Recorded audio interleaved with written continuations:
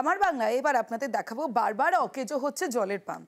পরিশ্রুত জল পাচ্ছেন না দেগঙ্গার সোহাই শ্বেতপুরের বাসিন্দারা। নিম্নমানের সামগ্রী দিয়ে প্রকল্পের কাজ করেছেন ঠিকাদার। পরিশ্রুত জল না পেয়ে অভিযোগ স্থানীয়দের একাংশের।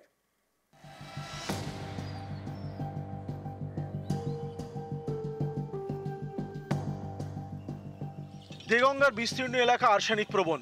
পরিশ্রুত জলের পরিষেবা দিতে সোহাই বাজারের কাছে পাম্প বসায় প্রশাসন। 4 বছর আগে সেই ট্যাঙ্ক বারবার অকেজো। খারাপ সামগ্রী দিয়ে প্রকল্পের কাজ করেছে ঠিকা সংস্থা। অভিযোগ স্থানীয়দের। মাঝখানে একটু খারাপ হয়ে গেছিল, খারাপ হওয়ার পরে আবার রিপেয়ারিং হয়েছিল, হওয়ার পরে আবার মানে প্রায় খারাপ হয়ে যায়।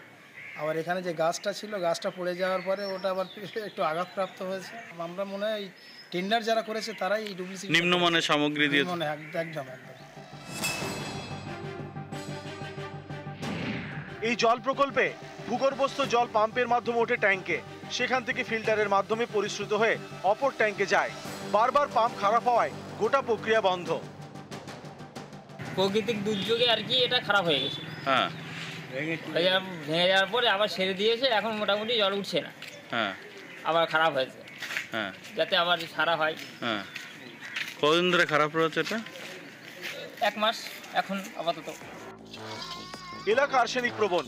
এই ট্যাঙ্কই পরিশ্রুত জলের জন্য একমাত্র ভরসা। এই ট্যাঙ্ক খারাপ হয় বাধ্য হয়ে খেতে হচ্ছে দূষিত জল। সমস্যায় 8 থেকে 10টি গ্রামের প্রায় 30,000 মানুষ। আমি অলরেডি এজেন্সিকে বলেছি যাতে আজকালের মধ্যে কলটা মেরামত করে দেওয়া যায়। আমাদের ইঞ্জিনিয়ারিং সেকশনে আমাদের এনএস আছে, তাদেরকে আমরা বলছি যে আপনারা টেকনিক্যাল ব্যাপারটা একটু ভালো করে দেখুন যাতে কোনো সমস্যা না। দেগঙ্গা থেকে জিয়াউল আলম, নিউজ 18 বাংলা।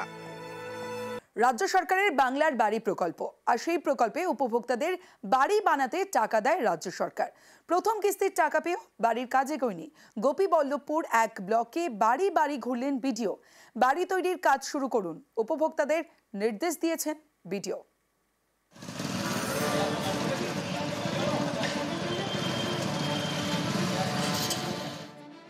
বাইকে স্টার্ট, বাইকে অফিস থেকে বেরোলেন বিডিও, পাশের বাইকে আরো আধিকারিক, কিন্তু যাচ্ছেন কোথায়?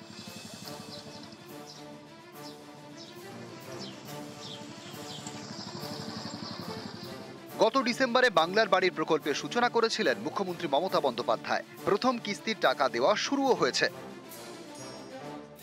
ঝাড়গ্রামের গোপীবল্লভপুর 1 ব্লকে 2650 জন প্রথম কিস্তির টাকা পেয়েছেন, কিন্তু সেই টাকায় বাংলার বাড়ির কাজ অনেক এলাকায় শুরুই হয়নি। কি কারণে বাড়ির কাজ শুরু হয়নি, এলাকাবাসীর কি কোনো সমস্যা আছে তা জানতে প্রতিনিধিদের নিয়ে বেরিয়ে পড়লেন বিডিও।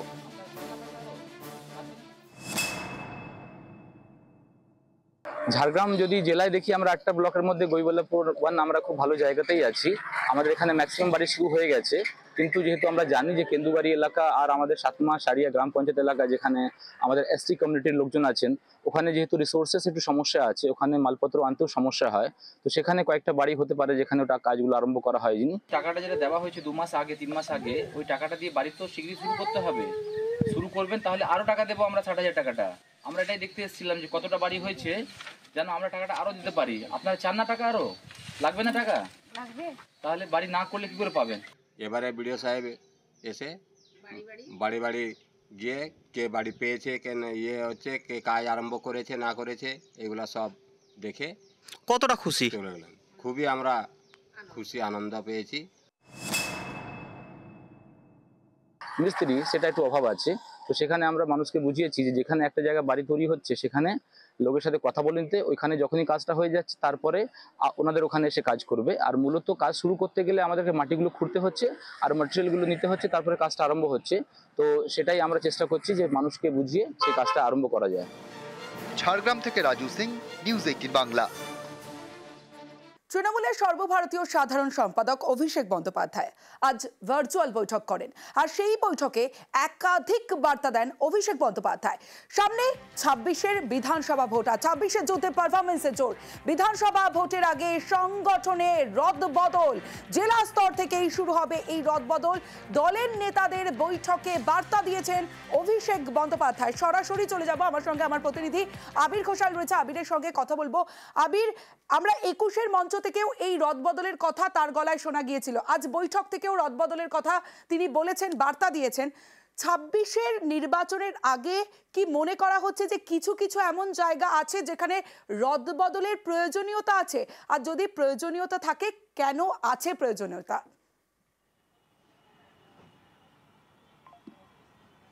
প্রথমত হচ্ছে তৃণমূল কংগ্রেস মনে করছে যে পারফরমেন্সই শেষ কথা, পারফরমেন্সের ওপরে কোনো কথা হবে না। এবং এই পারফরমেন্সের বিচার তো কোনো একটি নির্বাচনকে কেন্দ্র করা হয়নি, এই পারফরমেন্সের বিচার একাধিক পরপর নির্বাচনকে কেন্দ্র করে দেখা হচ্ছে। তো এদিনও তিনি যখন ভার্চুয়াল বৈঠকে দলের নেতৃত্বদের কাছে বার্তা দিচ্ছিলেন, সেই বার্তার মধ্যে 2021-এর বিধানসভা ভোট, 2024-এর বিধানসভা ভোটে একাধিক জেলার একাধিক বিধানসভা আসন রয়েছে যেখানে, এবং সেখানকার বুথ স্তরগুলোতে বহু জায়গা রয়েছে যেখানে ধারাবাহিকভাবে তৃণমূল কংগ্রেস পিছিয়ে থেকেছে। এই পিছিয়ে থাকার কারণ ব্যাখ্যা করতে যাওয়া হয়েছিল। এবং সাম্প্রতিক সময় বা তারও আগে বলা ভালো, তৃণমূল কংগ্রেসের যে নিজস্ব যে সমীক্ষা, বিভিন্ন যে খোঁজখবর তারা নিয়েছেন, তার ভিত্তিতে তারা দেখেছেন যে সেখানে হয়তো যে নেতারা রয়েছেন, যারা দায়িত্বে রয়েছেন, তাদের যে ধরনের পারফরমেন্স করা দরকার ছিল তারা সে ধরনের পারফরমেন্স করতে পারেননি বা তারা সেই ধরনের পারফরমেন্স দেননি। এদিনকে তিনি মনে করিয়ে দিয়েছেন যে কেন দলের শীর্ষ নেতৃত্বকে কর্মসূচি দিতে হবে, তারপর জনপ্রতিনিধিরা রাস্তায় বেরোবেন। তিনি উল্লেখ করেছেন কেন্দ্রীয় বঞ্চনার ইস্যুতে অভিষেক বন্দ্যোপাধ্যায়ের নেতৃত্বে দিল্লিতে গিয়েছিল দল, মানুষজনরা গিয়েছিলেন, সেখানে গিয়ে তাদেরকে পুলিশের হাতে হেনস্থার শিকার হতে হয়েছে। বারবার ধরে কেন্দ্রীয় বঞ্চনার ইস্যুতে মমতা বন্দ্যোপাধ্যায় সরব হচ্ছেন, তিনি বারবার কথা বলছেন। তিনি 100 দিনের কাজের অর্থ দিচ্ছেন, আবাসের বাড়ির দেওয়ার যে ব্যবস্থা রাজ্য তার নিজের কোষাগার থেকে করে দিচ্ছে। তো যারা নেতারা রয়েছেন, জনপ্রতিনিধিরা রয়েছেন, তারা কেন মানুষের বাড়ি বাড়ি গিয়ে মানুষকে এটি বোঝাতে পারছেন না, কেন কথা বলছেন না? ফলে জনসংযোগ করার জন্য শুধুমাত্র একটি ভোট আসলো, তার আগে প্রচার হলো। তিনি উল্লেখ করেছেন যে নির্বাচনের সময় মমতা বন্দ্যোপাধ্যায় সভা করতে গেলেন, অভিষেক বন্দ্যোপাধ্যায় রোড শো করতে গেলেন বা অন্য নেতারা সভা করলেন চলে এলেন, তা করলে হবে না। নির্বাচনটাই সারা বছরের 1 মাসের নির্বাচন নয়, এবং এই নির্বাচনের ক্ষেত্রে ভালো ফল করার জন্য সংগঠনই অত্যন্ত গুরুত্বপূর্ণ, এবং এই সংগঠন অত্যন্ত গুরুত্বপূর্ণ হওয়ার জায়গা থেকে দাঁড়িয়ে পারফরমেন্সকে মান্যতা দিতে হবে। এবং সেই কারণেই যেখানে ধারাবাহিকভাবে ফল তৃণমূল কংগ্রেসের খারাপ হয়েছে, সেখানেই বদলের যে প্রসঙ্গের কথা তা আজকে ফের আরও একবার উঠে এসছে তার ভার্চুয়াল বৈঠকের ক্ষেত্রে। ফের সবুজ ধ্বংস, এবার এগরায় টেন্ডারের বাইরে 3000 গাছে ক্ষোভ। বিজেপি পরিচালিত পঞ্চায়েত প্রধানের বিরুদ্ধে অভিযোগ, তিনি অবশ্য মানতে নারাজ।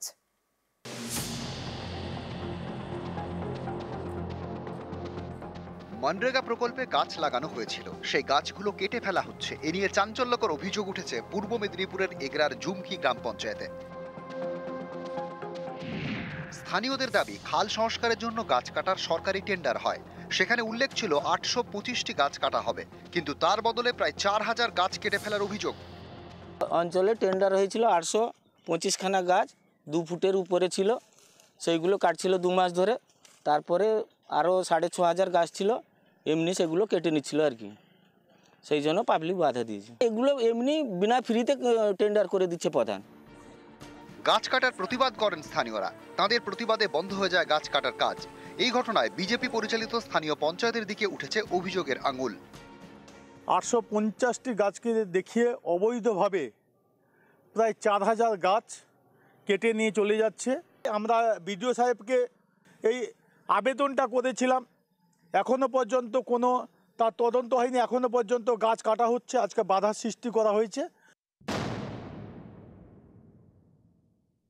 গাছের টেন্ডার তার যেটা আছে তার তার জানে, তার ওয়ার্ক অর্ডারও সেরকম দেওয়া হয়েছে